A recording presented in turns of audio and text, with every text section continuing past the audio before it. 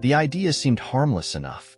"Let's do something adventurous," Aaron said one night while we were scrolling through a list of unique weekend date ideas on his phone. There it was, tucked between hot air balloon ride and wine and pottery night, forage-to-table cooking workshop. It promised the ultimate culinary experience. Spend the morning gathering ingredients from the wild, and then return to the chef's rustic kitchen to prepare a gourmet meal. It sounded so poetic, so primal, and in hindsight, so destined to go terribly wrong. The workshop was led by Chef Benji, a wiry man with sun-weathered skin and a ponytail that screamed, "Trust me, I know nature."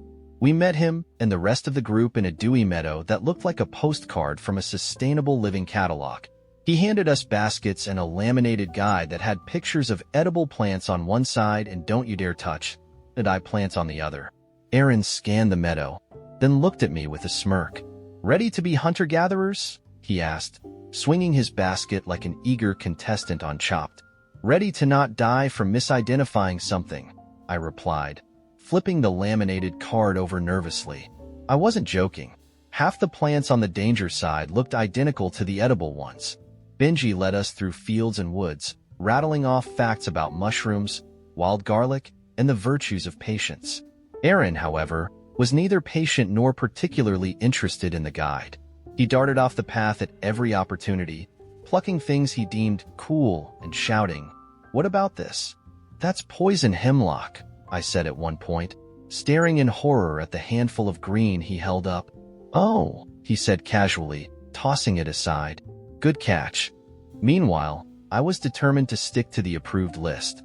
I crouched low to the ground, inspecting leaves like a forensic botanist, using my laminated card like it was the Rosetta Stone of survival. Wild garlic? Check. Nettles?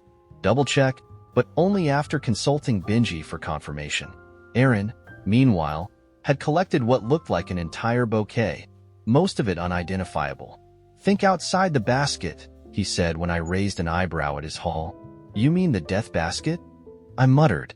By the time we returned to the kitchen, my basket was modest but safe. Aaron's was a chaotic explosion of greenery, mushrooms, and what I was pretty sure was a pine cone. The kitchen was as idyllic as the meadow. A converted barn with wide wooden tables, cast iron pans, and beams strung with dried herbs. We were split into pairs to create our dishes. Aaron and I, predictably, clashed immediately. "Okay, so first we should blanch the nettles," I said, consulting the guide Chef Benji had handed out. "Blanch? No, let's fry them," Aaron said, rummaging through our basket. "Crispy nettle chips. Do you even know how to fry nettles?" "Do you?" he shot back, already tossing a handful into the hot oil. A loud hiss and a plume of smoke followed, the nettles shriveling into what looked like seaweed that had seen better days. "That doesn't seem right," I said, poking at the charred remains with a spoon. "Trial and error," Aaron said breezily. "Cooking's an adventure." Adventure or not, I refused to abandon the guide.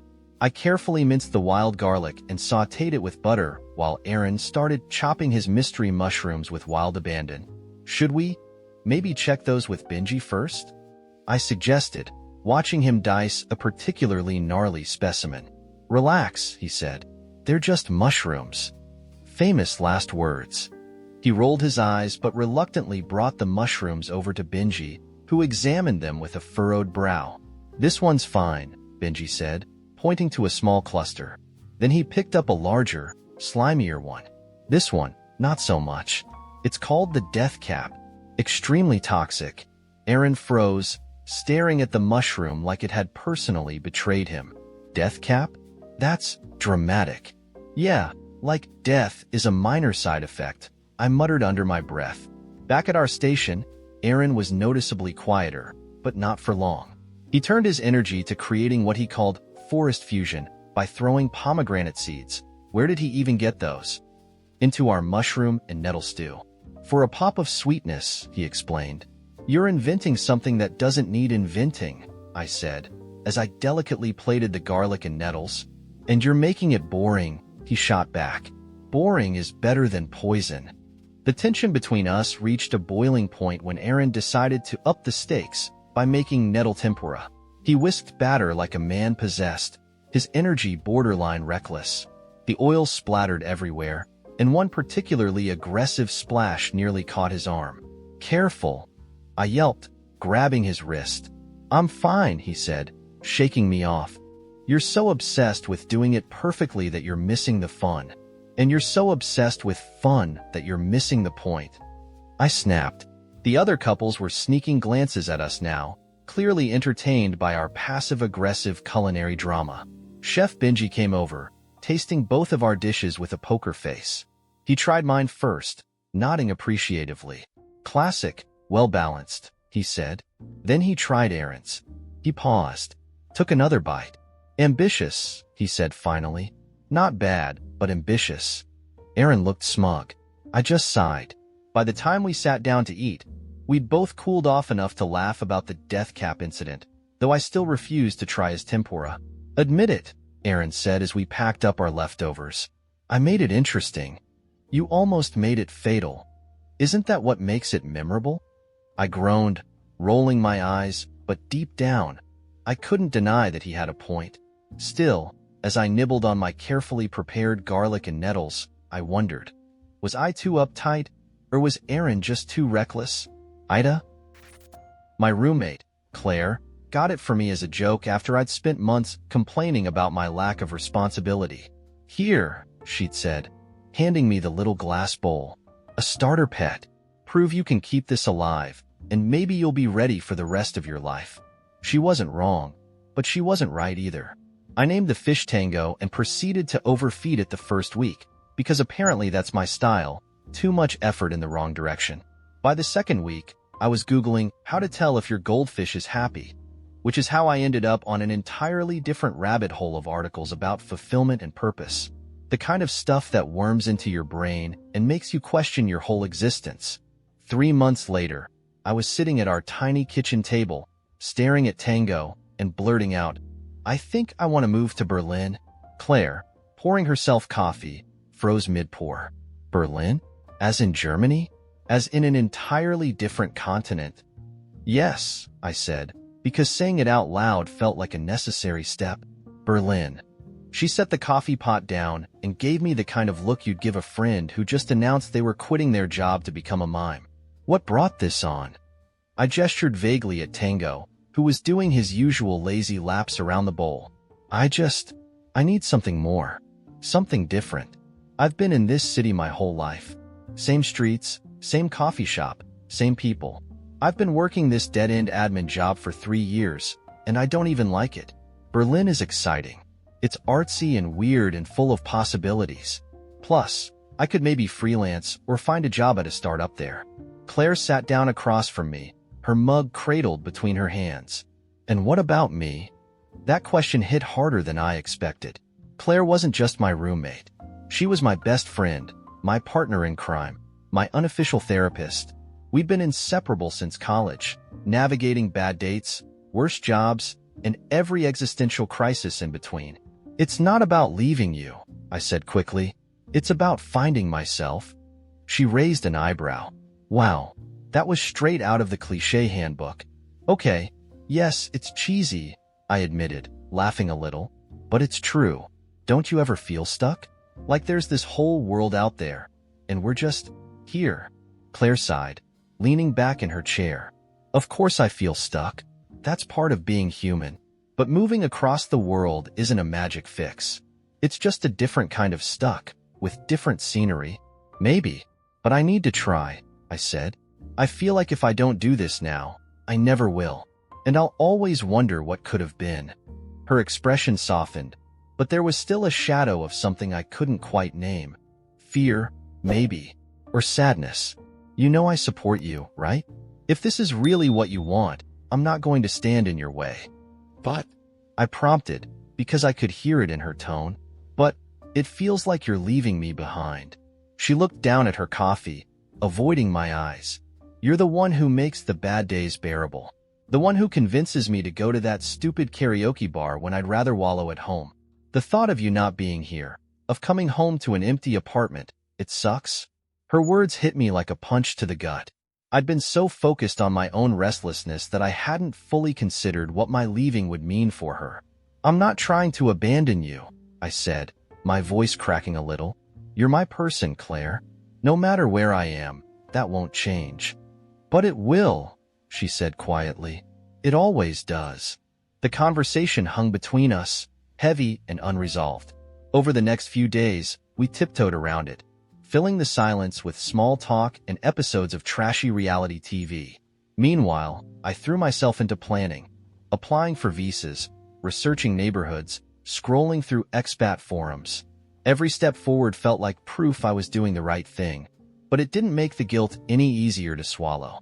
The night before I was set to leave, Claire and I sat on the floor of our apartment, surrounded by takeout boxes and half-packed suitcases. She handed me a small box, wrapped in brown paper. "What's this?" I asked. "Open it." Inside was a Polaroid camera. It looked old but well-loved, with a leather strap and a few scratches on the casing. I recognized it instantly. It had belonged to her dad, who passed away when we were in college. "I can't take this," I said, holding it out to her. "Yes, you can," she insisted, pushing it back. "Take pictures of the good stuff, the weird stuff, the messy stuff, and send them to me, so I know you're okay." "Claire, just promise me one thing," she said, cutting me off. "If you get there and it's not what you hoped, don't be afraid to come back. Sometimes the thing you're looking for isn't halfway across the world. Sometimes it's right here, waiting for you to notice." Her words stayed with me long after I boarded the plane. As the city disappeared beneath the clouds, I clutched the camera in my lap, unsure whether I was running towards something or away from everything. AITA? Free. Rare albino hedgehog. Needs a good home ASAP. Serious inquiries only. Kevin stumbled on it while doom-scrolling one night. "A hedgehog," he announced, his face lit by his phone's blue glow like he'd just discovered fire. "Albino. Rare. Free. Tell me that's not the coolest thing you've ever heard." I barely looked up from my book. "Cooler than that time you wanted us to foster a colony of feral cats?" "Pass." "Okay, but this is different," he pressed, spinning the screen around to show me the grainy photo. "Look at him. He's adorable. It's fate." The creature in the photo looked odd. His eyes were red, his quills a stark white, and he had an unnervingly intense stare for something smaller than a bagel. "That thing looks like it knows my secrets," I muttered. "What's the catch?" "No catch," Kevin insisted. "The ad says the owner's moving and can't keep him. And we've always talked about getting a pet." "We talked about getting a dog," I corrected. "Something normal." "But think about it," Kevin said, already typing out a reply. "No walks, no barking, just a low-key, super rare, badass little guy. What could go wrong?" I should have stopped him. I should have remembered that the last time Kevin said, "What could go wrong?" we ended up with a leaky air mattress in the middle of a flooded campground. But I didn't. And 2 days later, we were driving across town to pick up the hedgehog. His name was Algernon, and he was a lot. The moment the previous owner handed me the shoebox he came in, Algernon let out a noise somewhere between a hiss and a squeak. "He's a little shy," she said, her smile strained. "Oh, and he's nocturnal, and sometimes temperamental." "Define temperamental," I asked. She hesitated. "You'll see." That was warning sign number 1. Back home, Kevin set up Algernon's enclosure, complete with a heat lamp, wheel, and a suspiciously large log hideout that took up half the cage. "He's gonna love it," Kevin said proudly. Algernon did not love it. He promptly burrowed under the log, refusing to come out even when Kevin waved a treat in front of him like a tiny white flag. "He just needs time to adjust," Kevin said, undeterred. "Adjust to what?" I asked. "His evil villain arc?" Over the next week, it became clear Algernon wasn't your average hedgehog. For starters, he was a ninja. I'd check his cage in the morning only to find it empty, the log tipped over, and quill-shaped indentations in the couch cushions. At night, he'd run on his wheel so aggressively it sounded like a small, angry ghost was haunting the apartment. And then there was the staring. Algernon would emerge from the shadows, position himself in a corner, and watch. Just watch. His red eyes glowed in the dim light, and I swear he judged me every time I reached for a snack. Kevin thought it was hilarious. He's just getting to know us, he said. Or planning our demise, I muttered. The final straw came when Algernon bit me. It wasn't a playful nibble. It was a full-on, I want to eat your finger chomp. I yelped, dropped the carrot I'd been trying to feed him, and glared at Kevin. This is your pet, I said through gritted teeth. You handle him. Kevin waved me off. You're overreacting. He's just asserting dominance. Dominance? Over what? My blood? Kevin promised to take over the hedgehog duties, but as with most things in Kevin's life, his enthusiasm was short-lived. Soon, Algernon's cage went uncleaned for days. His wheels screeched from lack of oil. Treats piled up uneaten because, apparently, Algernon was a picky eater. And at night, I'd find him perched on the edge of his cage, glaring at me like I was the source of all his misery. Kevin, I said one night, after stepping in a mysterious puddle next to Algernon's cage, if you don't start pulling your weight, I'm rehoming him. Craigslist brought him here. Craigslist can take him back. Kevin rolled his eyes. Relax. He's a hedgehog, not a dog. How much work can he possibly be? I bit back the urge to list every chore I'd taken over since Algernon arrived, and instead handed him the soggy paper towel. You clean it, then? He groaned but cleaned it. Barely. By the next morning, Algernon's cage still reeked. His water bottle was empty, and his log hideout looked suspiciously like it had been redecorated with shredded receipts from Kevin's wallet. What the hell, Kev? I asked, holding up a quill I found stuck in the couch. Are you even paying attention to him? He's fine, Kevin said, sipping his coffee like a man without a care in the world. He's not fine. I snapped. He's miserable. And so am I. Maybe you're miserable because you're overthinking it, Kevin shot back. Algernon's not a kid. He's a hedgehog. He doesn't need a helicopter parent. The argument spiraled from there, the kind where every petty frustration from the past year comes spilling out. By the time we were done, Algernon had retreated to his log, Kevin was sulking in the bedroom, and I was left staring at the mess of quills, droppings, and uneaten treats that had become my life. That night, I sat in the living room with Algernon's cage, the apartment eerily quiet. I watched him poke his head out of the log, his red eyes locking with mine. For the first time, I noticed he didn't look as menacing as I thought. He looked sad. It hit me then. This wasn't Algernon's fault. He didn't choose to live with two bickering idiots who couldn't agree on how to care for him. He deserved better than being the unwitting centerpiece of our dysfunction. The next morning, I told Kevin we needed to make a decision. Either we stepped up and committed to giving Algernon the care he deserved, or we found someone who could. Kevin, to his credit, actually seemed to think about it. You're right, he said finally. We've been unfair to him. Let's try again. So we did.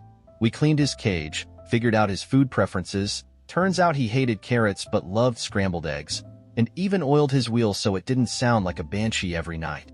Algernon still stared, still judged, but he also seemed happier, or at least less murder-why. And Kevin? Well, he's trying. Kind of. Still, sometimes I catch myself wondering, am I the one overreacting, or is Kevin just using me as an unpaid hedgehog nanny? AITA? The tickets arrived in an envelope sealed with gold wax, unmarked except for a single line embossed on the back. You have been chosen. It felt like a hoax, the kind of thing you'd ignore if you found it in your mailbox. But Corey and I had entered the contest as a joke. A video of us solving an elaborate online puzzle while screaming over each other, and apparently, we'd won. The event was called Ethereum, a night in the Vale, an interactive art installation rumored to be part performance, part ritual. It was notorious for its secrecy. Attendees were sworn to silence about what they'd seen. Some whispered it was a game for eccentric billionaires. Others claimed it was just an art collective being pretentious. Either way, the tickets were free, and the location was a centuries-old cathedral in the middle of nowhere. When the night arrived, we pulled into the gravel parking lot an hour early, because, well, I needed to scope out the scene. Corey, true to form, spent the drive teasing me for my obsessive research. So what's the theory this week? They asked, grinning as they sipped from their travel mug. Secret society? Elaborate prank? A fancy escape room? Maybe all three, I said. clutching my printed map of the cathedral grounds. But whatever it is, there are layers, Corey. Layers we're not going to discover if we just show up at the last minute. Or maybe we just show up and let it happen to us, they said with a shrug. You know, the way art is supposed to work. I rolled my eyes. I refuse to be worked on by art. I will engage with it. The tension had been simmering all week. I wanted to dive in headfirst, figure out the hidden meanings, unlock the mysteries. Corey wanted to wander, unplanned and open. Both approaches seemed incompatible, but we tried not to let it ruin the anticipation. As we got out of the car, the cathedral loomed before us, its spires disappearing into the night sky. The air smelled like rain and candle wax. We weren't alone. A crowd had already formed outside, a mixture of black-tie elegance and avant-garde costumes. People wore veils, masks, even elaborate headdresses. An attendant in a long crimson robe handed us our own masks. Mine was sleek and sharp like a crow's beak, Corey's soft and curved like a deer's. It's already better than a museum, Corey whispered. They don't hand out disguises at museums. The main doors creaked open, and the crowd flowed inside. The cathedral's interior was breathtaking. Stained glass windows illuminated from below, flickering lights casting distorted shadows across the vaulted ceiling.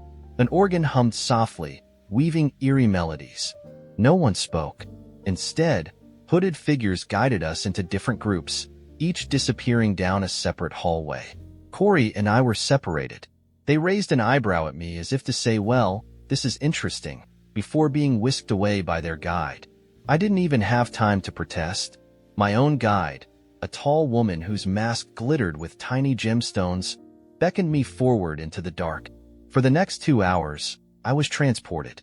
My group was led through a labyrinth of rooms, each more surreal than the last. There was a hall filled with mirrors that reflected things that weren't there, a room where shadow puppets acted out strange tragedies, and an underground chamber where actors in silver robes sang in a language I didn't understand. I tried to keep track of symbols and motifs, recurring sigils, whispered phrases, objects passed from one character to another. I was convinced there was a pattern, a secret I could uncover if I pieced it together fast enough. But every time I thought I was getting close, the story twisted away from me. At one point, we were blindfolded and led into what felt like a forest, the sound of leaves crunching underfoot. When the blindfolds came off, we were standing in a room filled with massive tree roots, and there, perched on one of the roots, was Corey. They weren't supposed to be there. I was sure of it. Our groups had been separated, yet here they were, casually leaning against the tree like it was a park bench. They glanced at me and smirked. "Took you long enough. What are you doing here?" I hissed, keeping my voice low. The other attendees were still marveling at the room, oblivious to our conversation. "I found my own way," Corey said, their voice maddeningly casual. "Turns out there's more than one path through this thing. You just have to follow the moments." I wanted to be annoyed, but I couldn't help but notice how at ease they looked. While I'd been frantically trying to decode every detail, Corey had stumbled into something remarkable just by being themselves.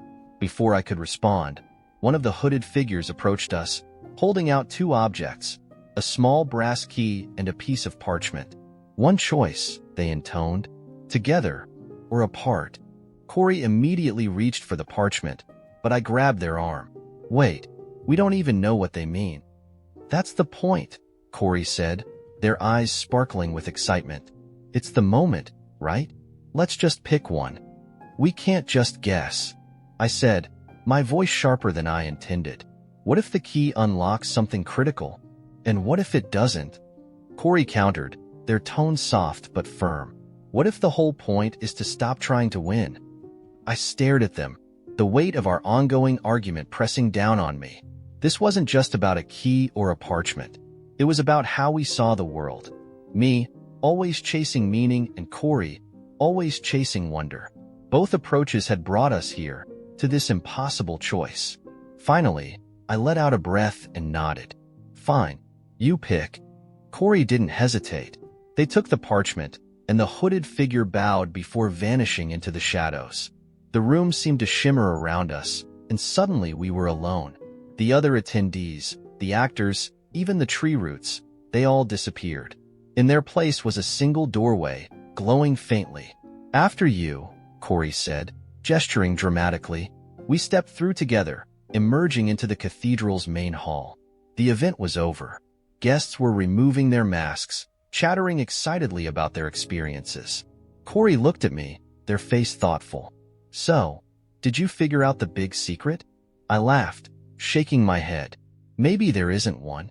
Or maybe it's that we wouldn't have made it through without each other," Corey said with a grin. I rolled my eyes but couldn't help smiling. As we walked to the car, I felt a strange sense of peace. I hadn't unlocked all the mysteries of Ethereum, but maybe that wasn't the point. Maybe, just this once, the point was to let the experience be enough. Still, I couldn't shake the nagging feeling that I'd missed something crucial. "So, AITA?" When my cousin Zane called, I was halfway through wrapping a chair in bubble wrap. Not a gift, just a chair. Apparently, when you live with a toddler who believes furniture exists solely to test the laws of physics, you get creative with safety measures. Zane's timing was impeccable, as always. "Hey, Mia," he began, his voice crackling with that suspicious blend of cheer and desperation I'd learned to dread. "You're gonna laugh when I tell you what I need." He was wrong. I didn't laugh.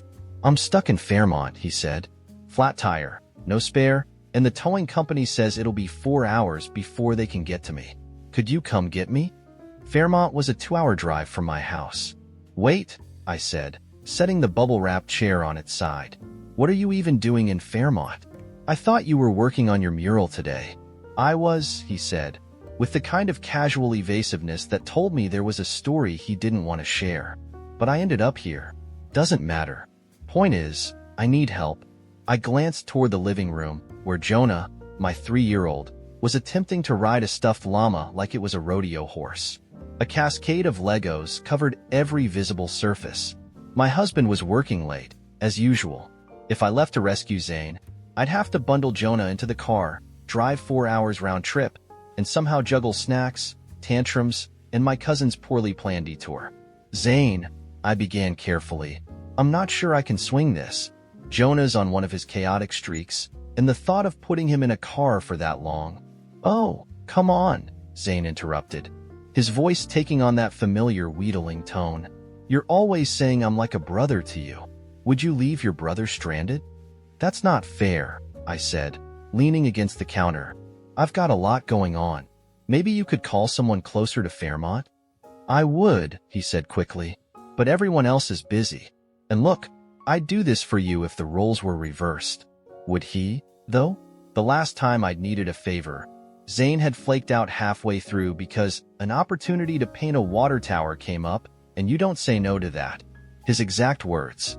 "Zane," I said, exhaling slowly, "I love you, but you didn't plan ahead. You're an hour from your mural, 2 hours from me, and you didn't even check if you had a spare tire? Why is this my emergency?" There was a long pause. When he spoke again, his voice was quieter. "Because I thought you'd understand. You know how much I've been struggling lately. Art isn't easy, Mia, and it's not like I have anyone else I can count on." That hit a nerve. I'd heard Zane's struggles before. He was perpetually on the edge of a breakthrough, perpetually broke, perpetually seeking validation from everyone except himself. I wanted to help him. I always did. But my life wasn't exactly a bastion of stability, either. Raising Jonah felt like trying to run a marathon while juggling flaming swords. "I do understand," I said finally, "but I can't always be the person who swoops in. Not this time." "Well, what the hell am I supposed to do?" he snapped. "I'll help you find a tow service," I offered. "I can even cover the cost, if money's tight." "Oh, great," he said, his sarcasm sharp enough to cut. "Throw money at the problem. That'll solve everything." I rubbed my temple, feeling the weight of the conversation pressing against my skull. "I'm trying to help, Zane, but I can't drop everything and drive 4 hours with Jonah. That's not reasonable." "Reasonable," he muttered. "Right, because I'm the unreasonable one here." I didn't answer. The silence stretched between us, thick and uncomfortable, until he finally sighed. "Forget it," he said. "I'll figure it out." "Zane, just forget it, Mia. Thanks for nothing. He hung up before I could respond. I stood there for a moment, the phone still pressed to my ear, listening to the empty hum of the line. Later that evening, after Jonah had finally crashed into an exhausted sleep and the house was eerily quiet, I scrolled through social media.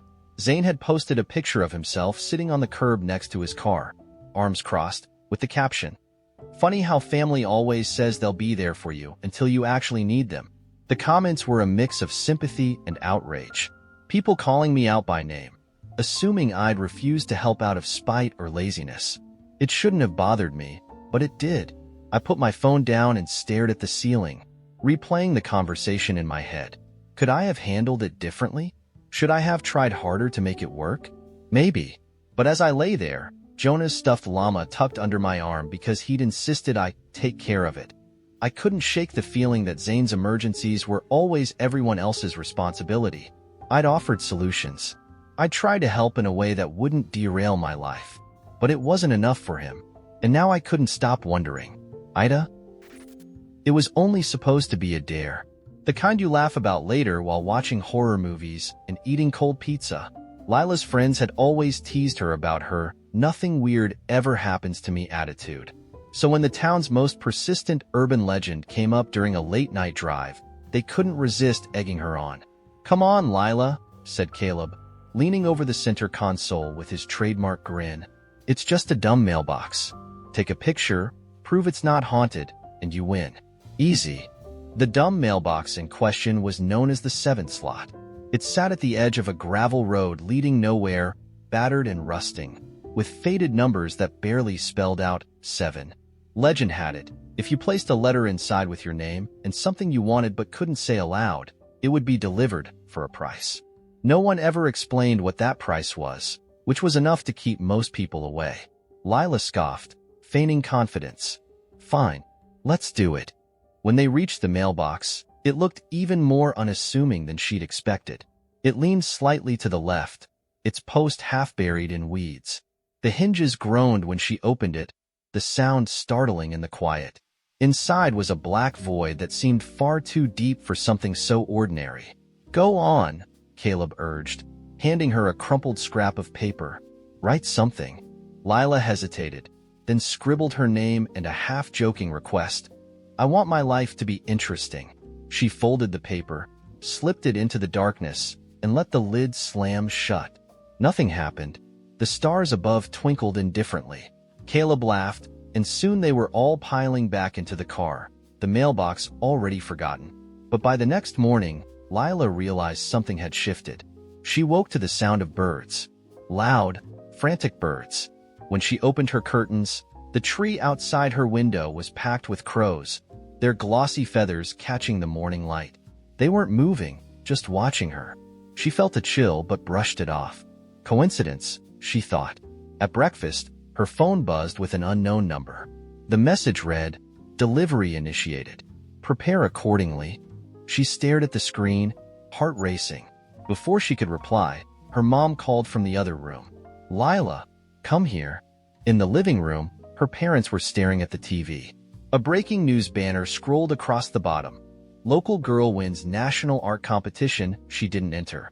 The screen cut to a photo of Lila, one she didn't remember taking, next to a painting she'd never seen before. "What's going on?" her mom asked, turning to her. "When did you make that?" "I didn't," Lila stammered. The day only got stranger. At school, people she barely knew greeted her with smiles. Caleb avoided her gaze, muttering something about feeling off. When she opened her locker, she found a note taped inside. It was in her handwriting but said something she'd never written. "They'll come for the payment at sunset."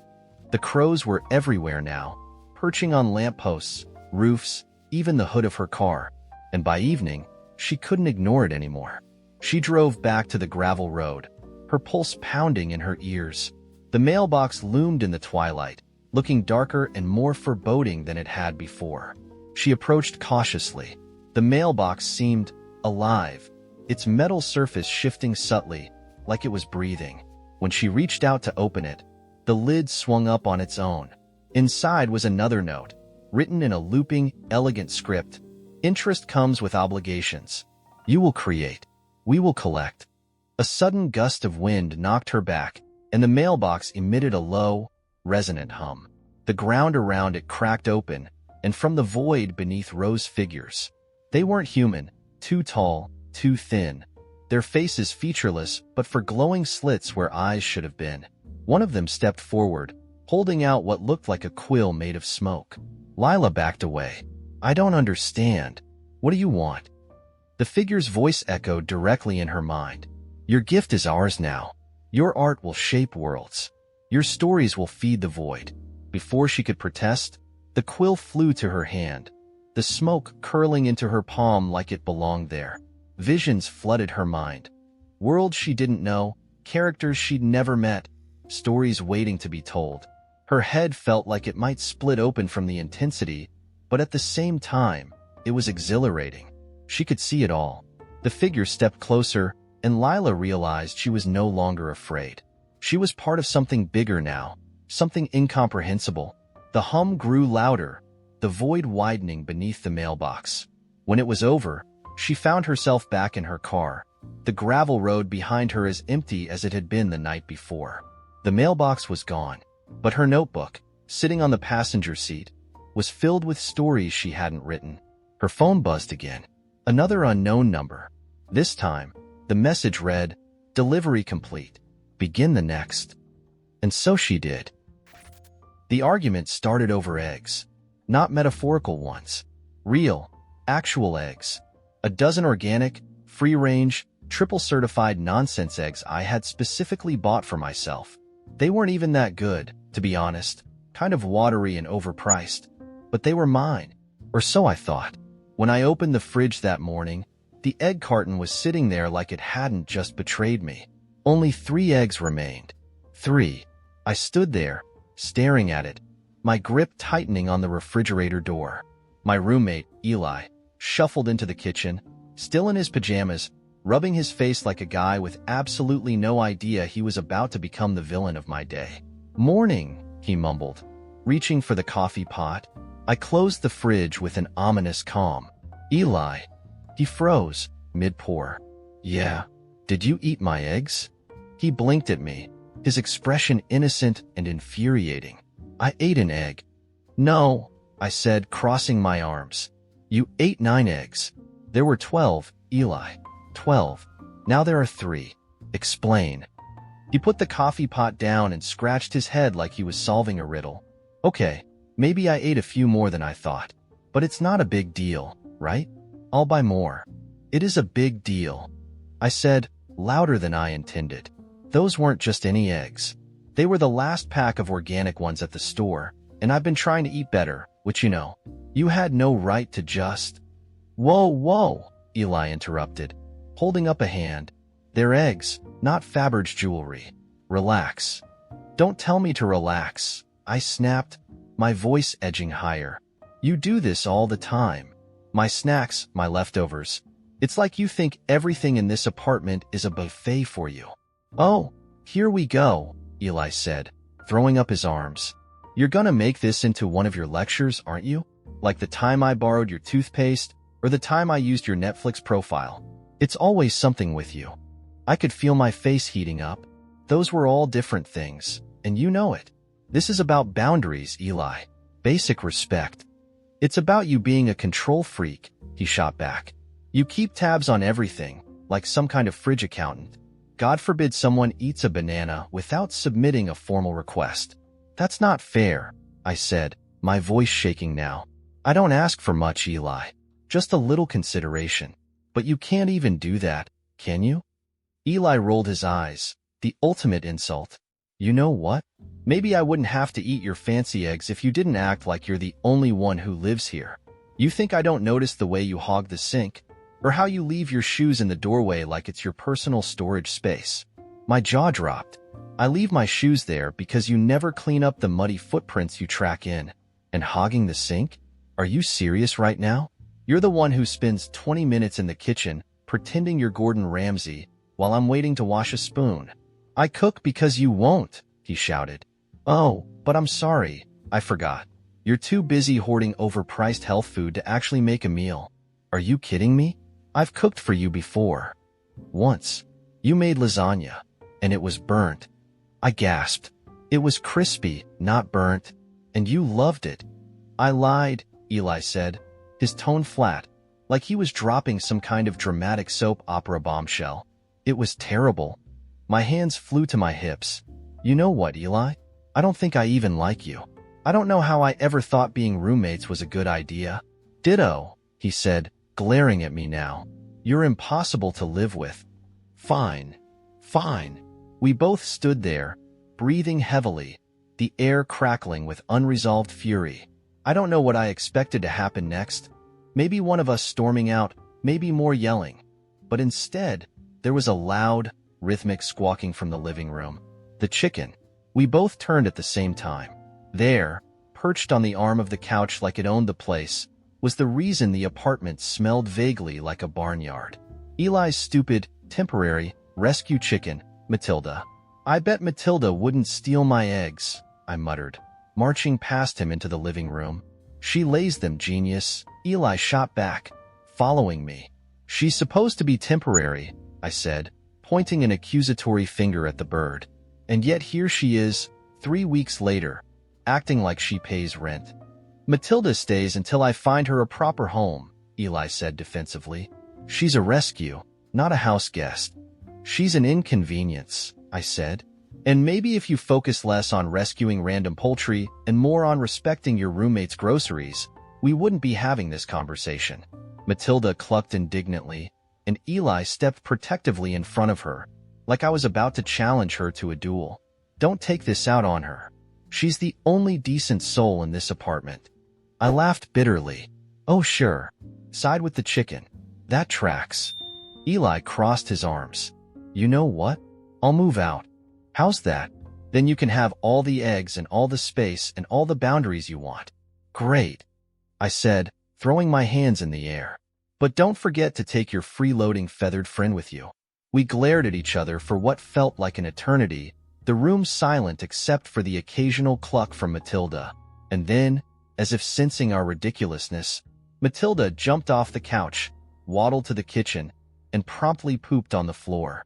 I don't know who laughed first. Maybe it was me. Maybe it was Eli. But within seconds, we were both doubled over, laughing so hard we couldn't breathe. The absurdity of the whole thing, 2 grown adults screaming over eggs and chickens, was too much. I can't believe, I gasped between laughs. We almost ended our friendship over eggs. Yeah, Eli said, grinning. But for the record, your lasagna was burnt. Shut up, I said, laughing again. We cleaned up Matilda's mess together, still chuckling, and later, Eli bought me a new carton of eggs. It wasn't a perfect resolution. He's still a walking disaster, and I'm still a little too uptight. But at least now, we can laugh about it. But seriously, AITA? I didn't expect the dream to follow me into the real world. It started as most dreams do, in fragments. I was standing in a golden field under a violet sky. The air was thick with the scent of lavender, though there was no lavender in sight. A stranger stood a few feet away, dressed in robes stitched with constellations. Their face shimmered like water, constantly shifting, impossible to pin down. They handed me a small, polished stone and said only one thing before I woke up: don't drop it. When I woke up, the stone was in my hand. Smooth, heavy, cold. I sat up in bed, my heart pounding. I must have picked it up in my sleep, I told myself. Maybe it was from a hike I'd gone on recently, but I didn't remember ever owning a stone like this. It was black as ink and seemed to absorb the light around it. I didn't tell anyone about it. Not at first. What would I say? Hey, I dreamed about this magic rock, and now it's in my house? People already thought I was weird, but I couldn't stop thinking about it. There was something magnetic about it. I started carrying it around with me everywhere. In my pocket at work, in my bag at the gym, even keeping it on the nightstand while I slept. It wasn't long before strange things started happening. The first incident was small. I was late for work one morning, rushing to catch the subway. When I reached the platform, the train doors were already closing, but as I stepped closer, they slid open again, as if waiting just for me. People stared. A coincidence, I thought. Nothing more. Then, during a meeting that same day, My boss was mid-rant about budget cuts when his voice just stopped. His lips kept moving, but no sound came out. He looked panicked, clutching at his throat, before finally storming out of the room. No one else seemed to notice anything strange, but I did. I felt the stone in my pocket grow warm, almost alive. By the end of the week, I knew it wasn't just my imagination. The stone did something. It didn't grant wishes, exactly, but things seemed to bend around me when I had it. Traffic lights stayed green longer. Spilled coffee never landed on me.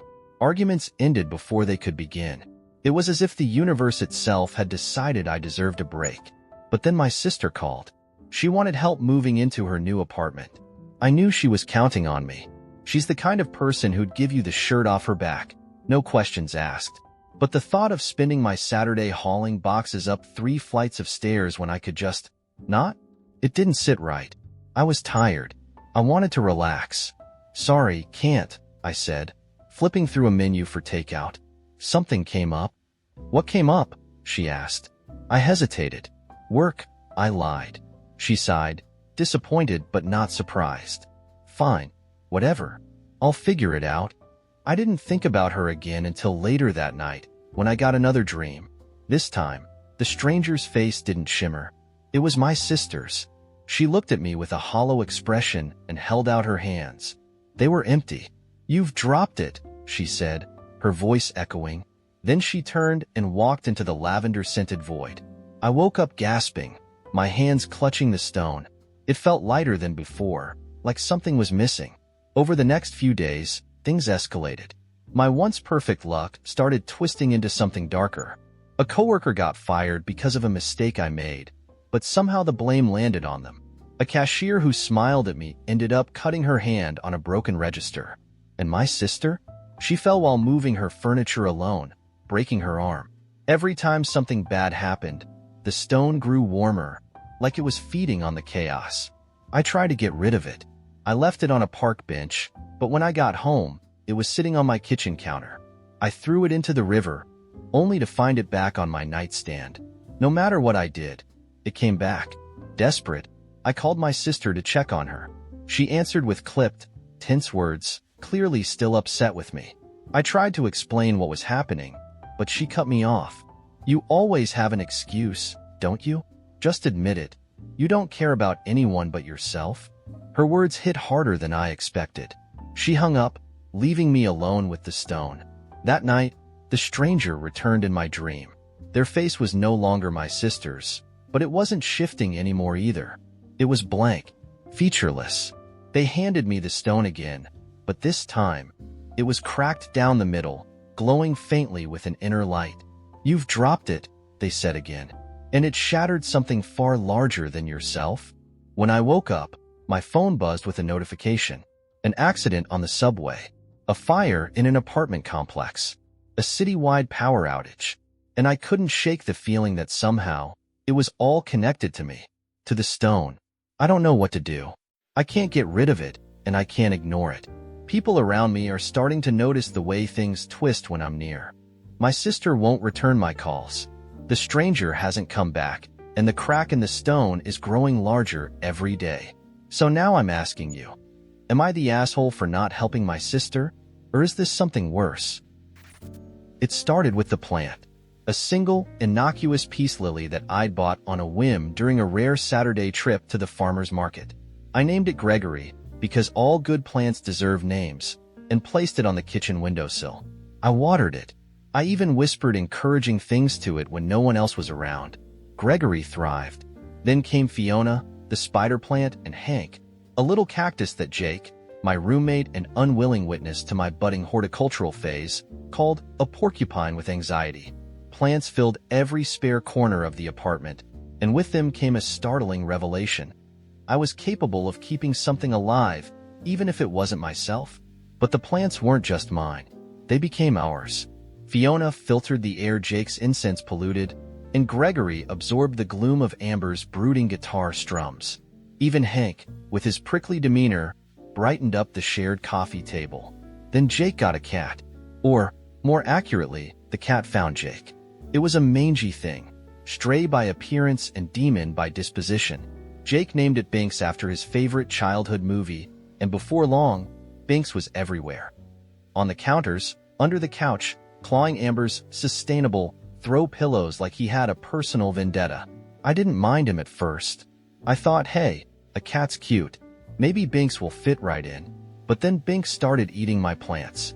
I caught him gnawing on Gregory one afternoon, his little jaws working furiously as if he were the embodiment of feline nihilism.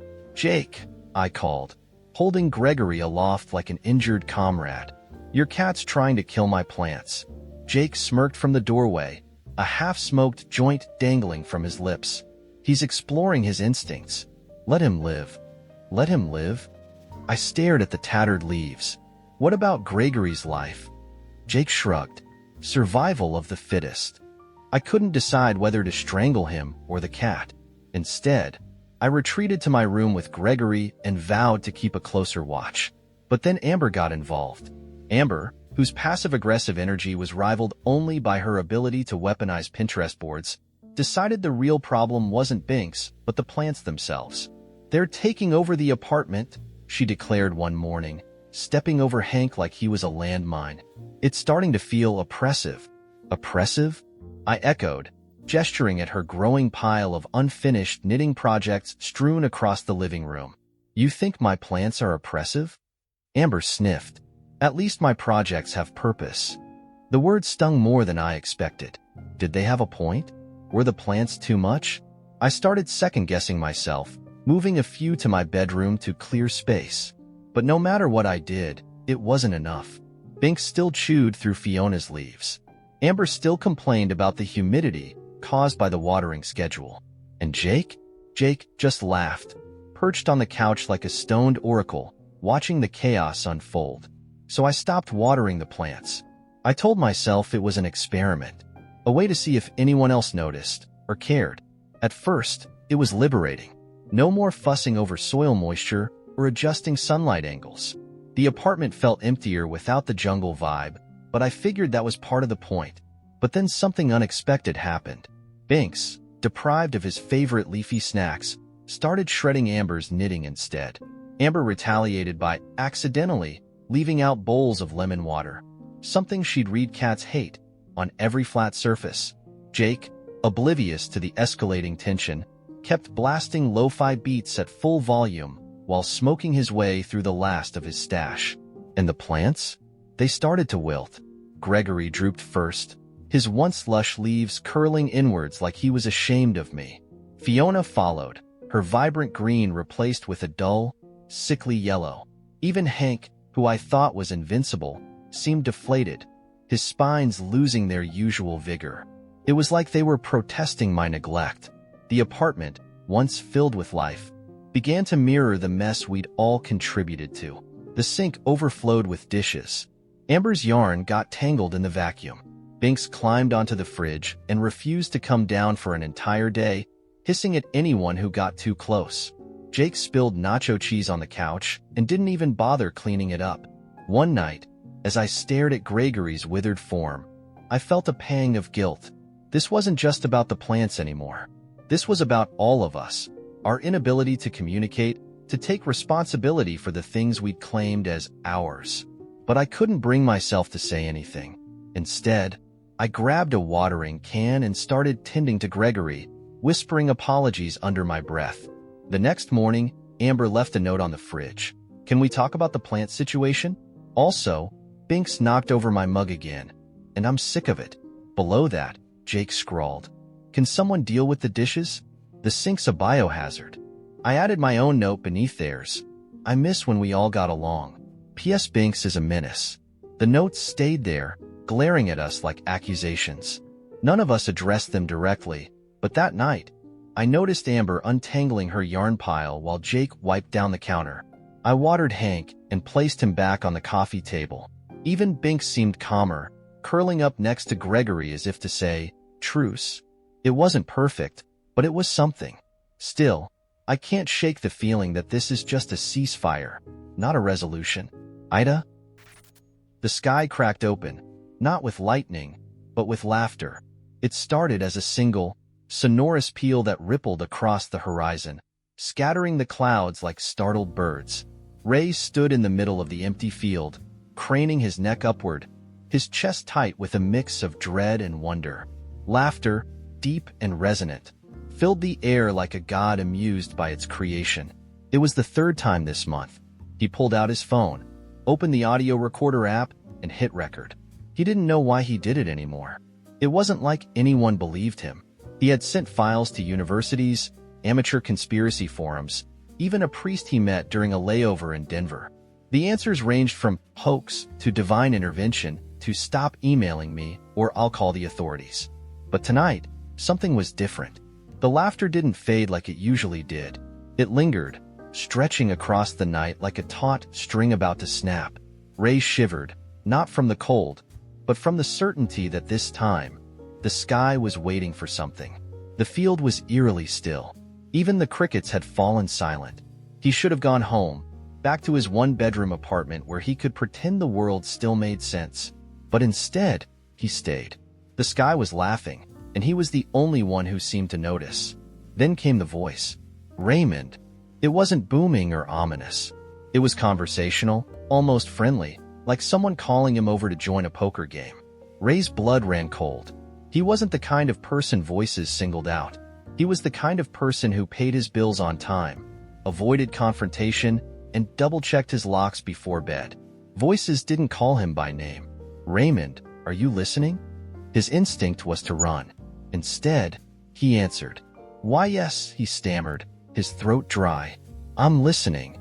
The laughter resumed, softer this time, more intimate. Good, the voice said. I've been trying to reach you. Ray's knees felt weak, and he sank onto the damp grass. Who are you? He managed. What do you want? The voice didn't answer immediately.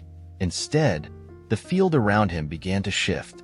The ground pulsed with faint light, like a heartbeat, illuminating strange symbols etched into the soil. The air smelled faintly of burnt sugar and ozone. Who I am doesn't matter, the voice said finally. What matters is the game. What game? Ray asked, his voice barely above a whisper. The one we've been playing for centuries, the voice replied, almost wistful. But you've forgotten the rules. That's the problem with humans, always forgetting, always losing track of the important things. I don't, Ray started, but the voice cut him off. Think, Raymond. Why does the sky laugh? Why do the fields remember? I don't know. Ray shouted, his frustration outweighing his fear. I don't know what you're talking about. The ground beneath him trembled, not violently, but insistently, like a nudge from the earth itself. The symbols around him began to glow brighter, and Ray realized they were changing, rearranging themselves into something new. A pattern, a map. This is where it begins, the voice said. Or ends. It depends on you. Depends on me? Ray repeated, incredulous. I'm nobody. I work at a call center. I eat frozen dinners. What do you want from me? The laughter returned, softer this time, almost sympathetic. Every piece on the board thinks it's small, Raymond, but even pawns can win the game. Ray shook his head, his heart hammering in his chest. This is insane, he muttered. I'm insane. Perhaps, the voice mused. But you're also necessary. Look closely. Ray hesitated but obeyed. The symbols had finished rearranging themselves, forming a shape he recognized immediately. A hand, its palm open, fingers outstretched. In the center was a mark, a jagged spiral that seemed to shift and twist even when he tried to focus on it. What is this? He asked. It's yours, the voice said. Take it. Ray stared at the glowing mark, his mind racing. Take it? How? The ground beneath him rose slightly, forming a small mound with the spiral at its center. Ray reached out hesitantly, his fingers trembling. As soon as his hand touched the mark, the light surged, engulfing him in a blinding glow. When the light faded, Ray was no longer in the field. He stood in a vast expanse of stars, a cosmic chessboard stretching infinitely in every direction. Pieces the size of mountains moved across the board with a gravity-defying grace, guided by unseen hands. You've been chosen, the voice said, now coming from everywhere and nowhere. Your moves will shape the next cycle. I don't understand, Ray said, his voice barely audible in the vastness. You will, the voice replied. The rules will come back to you. They always do. Before Ray could respond, the board shifted, and he was back in the field. The laughter was gone, the symbols erased, but the mark remained on his palm, faint but unyielding. Ray stood alone under the quiet sky, the weight of the universe pressing down on him. The game had begun, and for the first time in his life, Ray realized he was no pawn. He was a player.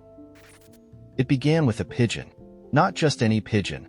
A fat, scruffy, slightly lopsided bird with a blue ribbon tied awkwardly around its leg. I was sitting on the bench outside my apartment, nursing a lukewarm cup of coffee and scrolling through memes, when the bird fluttered down and landed on my shoe. I leaned back instinctively, but it just stared at me with a look that said, "This is your problem now." I noticed the ribbon first, then the tiny metal canister strapped to its leg. A message pigeon? In 2024? Curiosity got the better of me, and I gently tugged the canister free. Inside was a rolled-up note, written in delicate cursive. Congratulations! You've been chosen as the sole heir of the late Archibald Thistlethwaite's fortune. Please present this note to the office of Barrington & Sons at 143 Larkspur Lane. At first, I laughed out loud. This had to be a joke. Who even was Archibald Thistlethwaite? It sounded like the name of a cartoon villain, but something about the note, the old-fashioned paper, the absurdity of the pigeon, made me curious enough to check it out. Worst case, I figured, I'd have a good story to tell. I took the day off work, dressed semi-professional, just in case, and headed to Larkspur Lane. The office building was the kind of place that smelled like mahogany and regret. An older man in a perfectly tailored suit met me at the door, holding what looked like a leather-bound Bible. "You must be the lucky one," he said with a faint smile. He opened the book to reveal a document with more legalese than a tech company's terms of service. "Sign here, and Archibald Thistlethwaite's fortune is yours." "Who is Archibald Thistlethwaite?" I asked. "An eccentric billionaire," the man replied, as if that explained everything. No heirs, no known relatives. He believed in letting the universe choose. Hence the pigeon. He motioned to a painting on the wall. A gaunt man with wild eyes and a mustache that could cut glass. "Congratulations again. Sign here." Still half convinced this was some elaborate prank, I signed. A few minutes later, the man handed me a single key attached to a tag that read 3rd floor, Chestnut Warehouse. No check, no bank transfer, just a key. "Your inheritance awaits," he said cryptically. The warehouse was on the sketchy side of town, and I half expected to find a pile of moth-eaten furniture or a box of unpaid parking tickets. Instead, when I unlocked the 3rd floor unit, I found myself staring at a mountain of cash. Actual cash. Stacks and stacks of $100 bills wrapped neatly in plastic. It was surreal, like walking into the vault of a casino. Taped to the wall was another note. "Use it wisely. Or foolishly. I'm dead, so it's none of my business." AT. I spent the next 2 days and a daze, wandering around my apartment, eating cereal out of the box, and trying to figure out what to do. This was life-changing money. I didn't even know how much there was.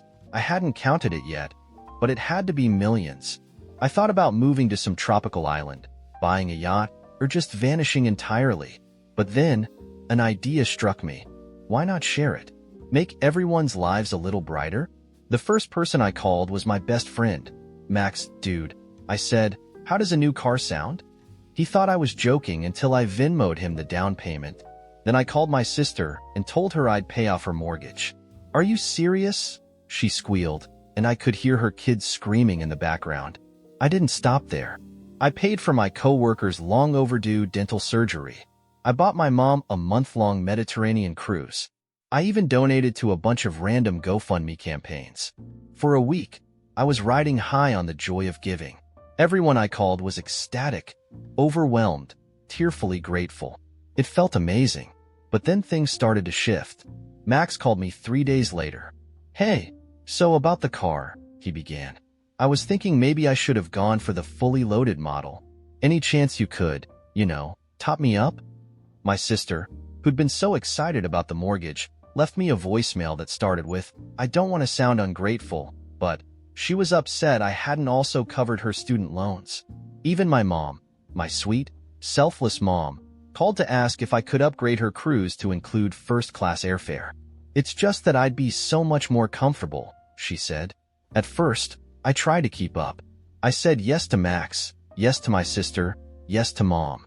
But the requests kept coming, and soon they weren't requests anymore. They were expectations. My inbox filled with messages from distant relatives, old high school acquaintances, even my boss. "Heard about your windfall," one email began. "Just wondering if you'd consider investing in my startup?" By the end of the month, I was burned out and broke. The mountain of cash had become a hill, and the hill was quickly turning into a molehill. I'd spent so much on making everyone else happy that I hadn't saved anything for myself. The final straw came when Max, the guy who'd been my best friend since kindergarten, posted a passive-aggressive tweet. "Funny how some people act generous but can't even spare a little extra for a real friend. #disappointed. I called him immediately. "What the hell, Max? You know what this is about," he said coldly. "I've been there for you through everything, and you couldn't even help me out when I asked for." I hung up on him mid-sentence. For the first time in weeks, I felt something other than guilt or exhaustion. I felt done. The next day, I donated the last of the money anonymously to a local animal shelter. If people were going to resent me anyway, I might as well do something pure with it. The pigeon had brought me a fortune, but it had also brought chaos. I wanted my life back. So now here I am, with nothing left but a strange story and a lot of broken relationships. I wanted to share my good fortune, but it seems like no matter how much I gave, it was never enough. Maybe I made a mistake, or maybe I just underestimated human nature. When Miranda first pitched the idea of taking a trip to the coast for New Year's, I thought she meant we'd figure it out together. You know, the way couples usually plan things. Toss around ideas, veto the worst ones, find a happy medium. But no, 2 weeks before the trip, she waltzed into the living room holding a glossy travel binder. An actual binder. "Ta-da," she said, dropping it on the coffee table with a dramatic flourish. I stared at it like it might sprout legs and run. "What's this?"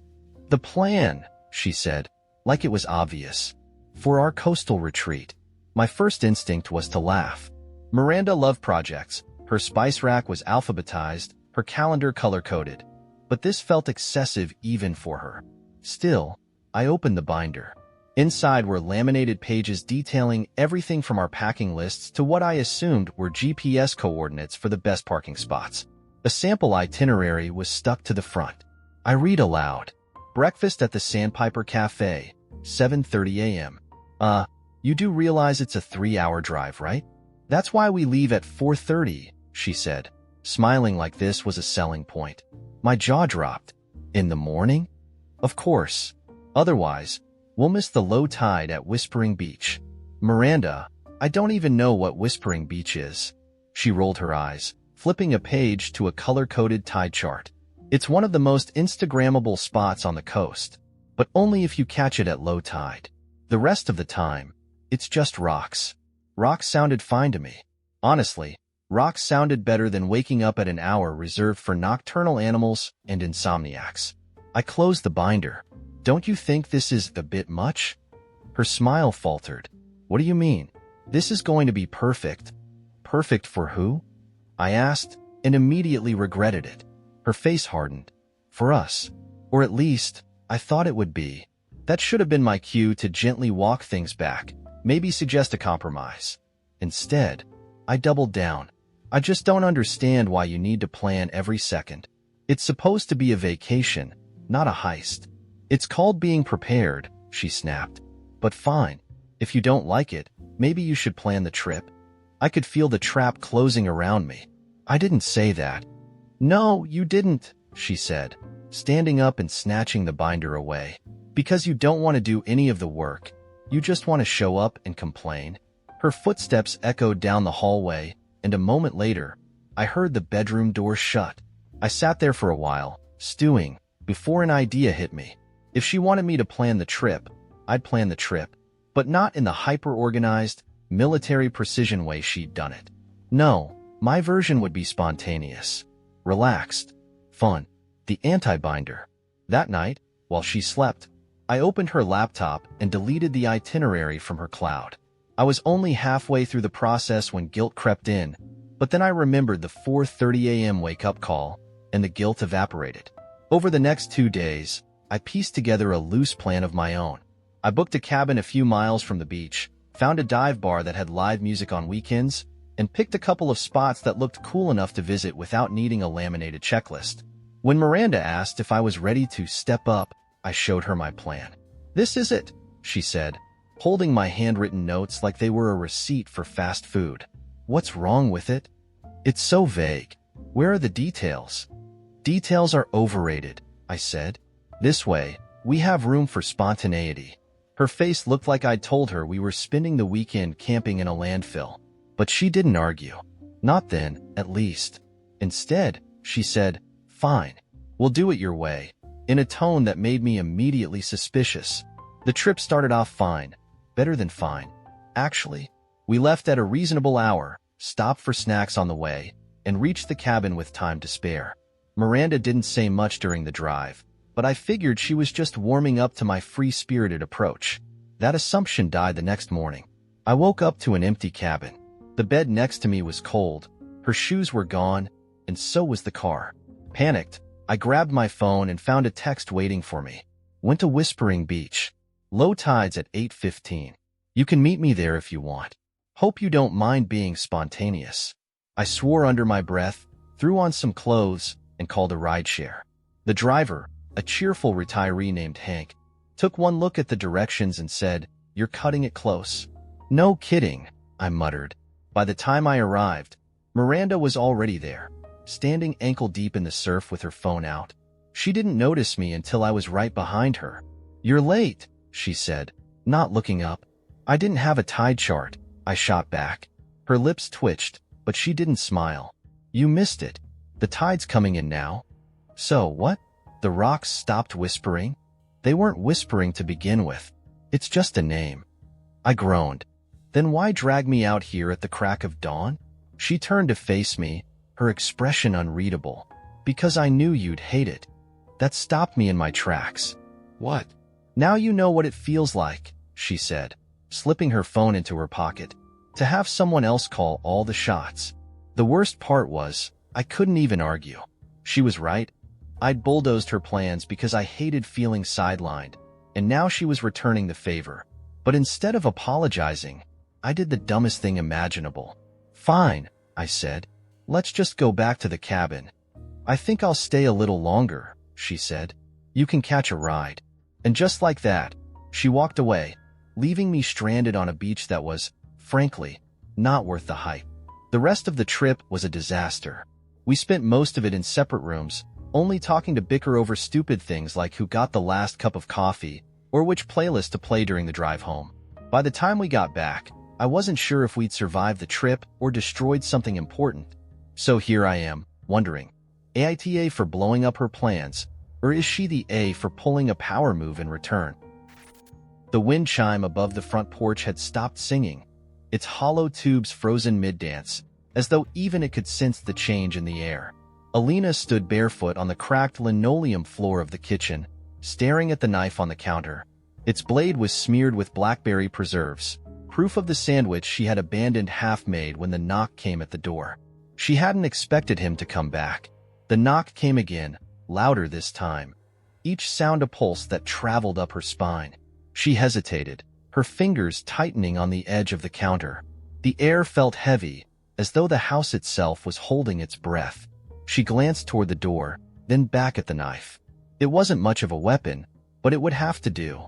Her heartbeat quickened as she crossed the room, the old boards creaking beneath her weight. When she opened the door, he was standing there, exactly as she remembered, except for one detail. His eyes weren't the same. They were too bright, like twin searchlights scanning her face for weaknesses. "Hello, Alina," he said, his voice smooth and familiar, but laced with something sharper. His mouth curved into a smile that didn't reach his eyes. She didn't return the greeting.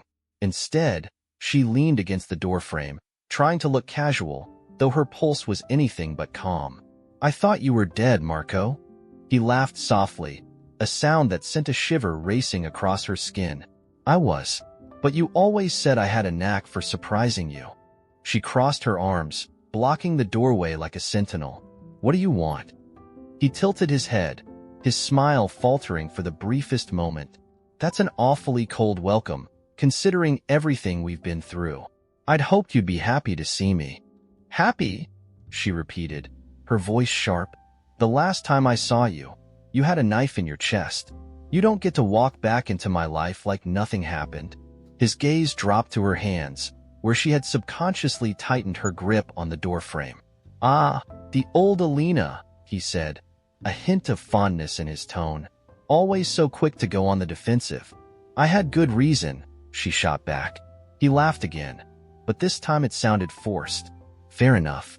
May I come in? Or are you planning to keep me out here all night? Alina hesitated, weighing her options. Letting him in felt like inviting chaos into her carefully rebuilt life. But keeping him out wasn't exactly an option, either. Marco had always been persuasive, too persuasive for his own good. With a sigh, she stepped aside. Fine, but if you steal anything, I'm calling the cops. He chuckled as he stepped over the threshold, his boots leaving faint prints on the floor. I missed your sense of humor. Did you? She said dryly, closing the door behind him. The two of them stood in the kitchen, the silence thick enough to choke on. Marco scanned the room, his expression unreadable. You've redecorated, he remarked, running his fingers along the edge of the counter. I had to, she replied, her voice tight. Bloodstains are hard to get out of wood. His grin faltered, but only slightly. I suppose I deserved that. Alina leaned against the counter, crossing her arms again. You're not here to admire my interior design, Marco, so why don't you cut to the chase? He looked at her, his expression growing serious. For a moment, he seemed almost human again, almost like the man she had once loved. But then his eyes flickered with that strange light, and the illusion shattered. I need your help, he said. She barked out a laugh before she could stop herself. You're joking, right? I'm not, he said quietly. I wouldn't be here if it wasn't important. Important, she echoed, shaking her head. Marco, the last time you said something was important, it ended with me burying you in the woods. His gaze sharpened, but he didn't flinch. And yet, here I am. Uninvited, she reminded him. Alina, he said, stepping closer. His voice was softer now, almost pleading. I know you don't trust me. I wouldn't trust me either. But something is coming. Something worse than what we faced before. If we don't work together, we're both dead. She stared at him, searching his face for any sign of the man she had once trusted, once loved. But all she saw was a stranger wearing his skin. Why should I believe you? She asked. He hesitated, then reached into his coat pocket. Her body tensed, her mind racing through possible escape routes. But all he pulled out was a small object wrapped in a piece of cloth. He placed it on the counter between them and carefully unfolded the fabric. It was a key, an ordinary-looking thing, dull and unremarkable, except for the faint hum that seemed to emanate from it. What is it? She asked, her voice barely above a whisper. The beginning, he said simply. Alina's stomach twisted. She wanted to push him out the door, to scream at him for dragging her back into his madness. But as she looked at the key, she felt a strange pull, as though it were calling to her. You've already made up your mind, Marco said, his voice tinged with amusement. I can see it in your eyes. She looked at him sharply. I haven't agreed to anything. Not yet, he said, picking up the key and holding it out to her. But you will. You always do. She hesitated for only a moment before taking it. The hum grew louder, vibrating against her palm like a second heartbeat. She met Marco's gaze, her stomach churning with a mix of fear and anticipation.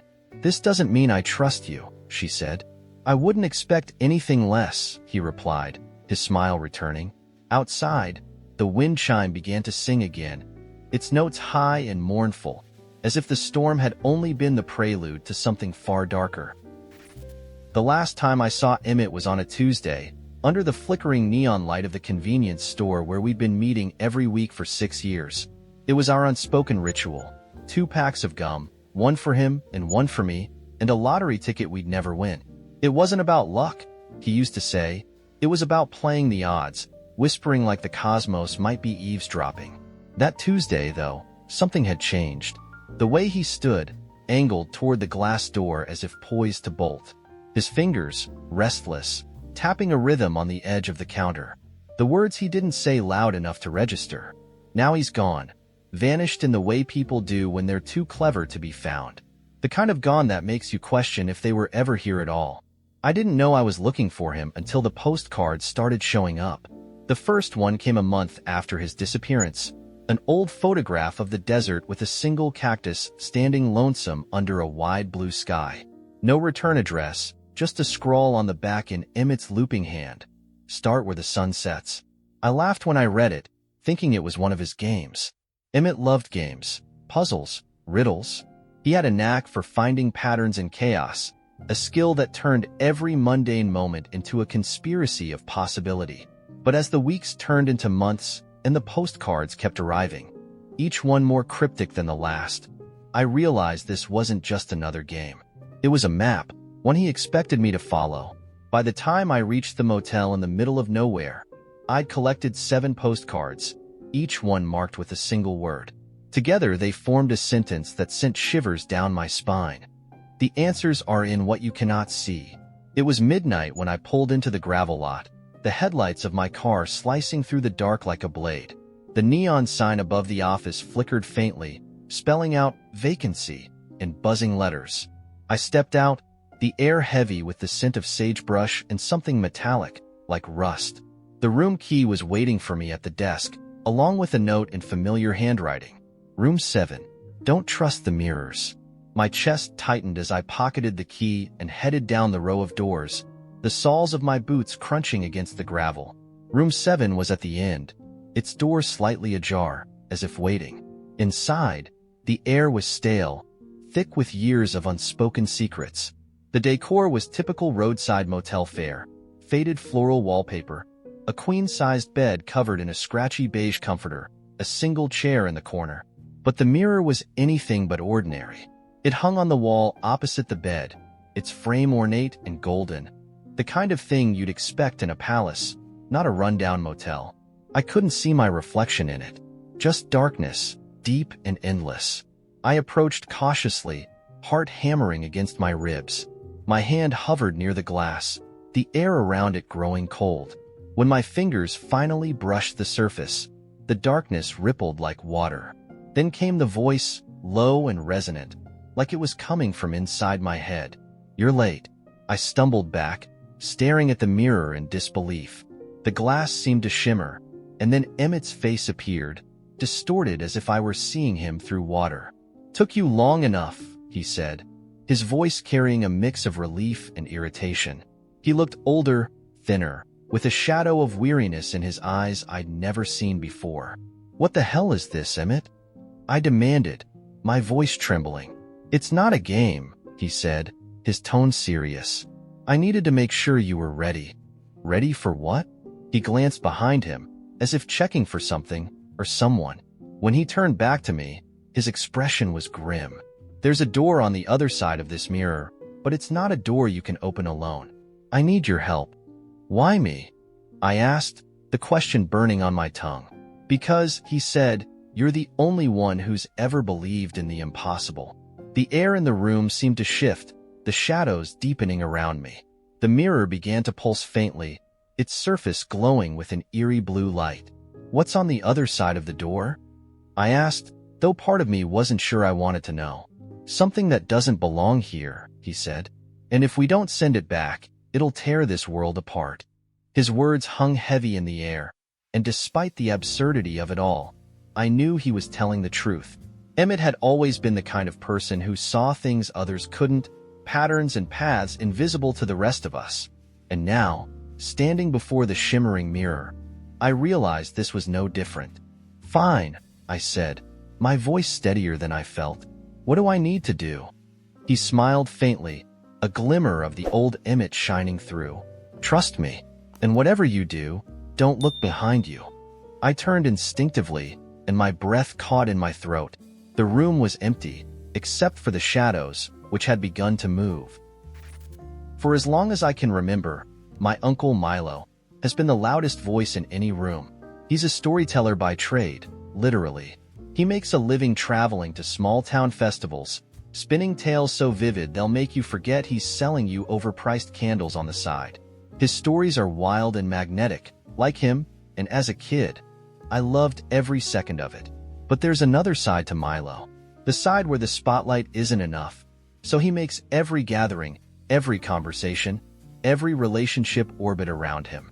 As I got older, I started noticing the way people quietly adjusted themselves to make space for him.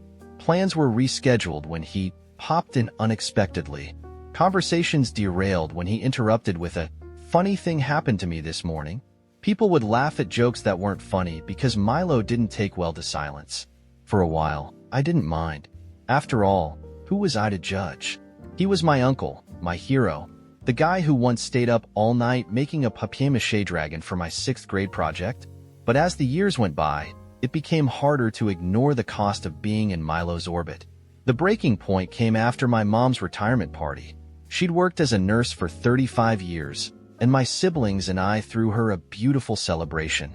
Everyone came, family, friends, even a few former patients. And of course, Milo. It started innocently enough. Milo grabbed a mic during the toast to share a story about how Mom once patched up his leg with duct tape and a sock when they were kids. It was charming and funny, and everyone laughed. But then he kept going. He moved on to another story, this one about his misadventures backpacking in Chile. Then another, about the time he got locked in a porta-potty at Burning Man. The stories were great, but they weren't about Mom. The party gradually shifted from a celebration of her achievements to Milo's personal storytelling hour. People clapped and cheered, and Mom, ever gracious, just smiled and let it happen. I was fuming, but I didn't say anything. Not then. The real confrontation came 2 weeks later. Milo called me out of the blue, his voice bursting with enthusiasm. "Kiddo, listen, I've got this new idea for a story workshop I'm hosting next month.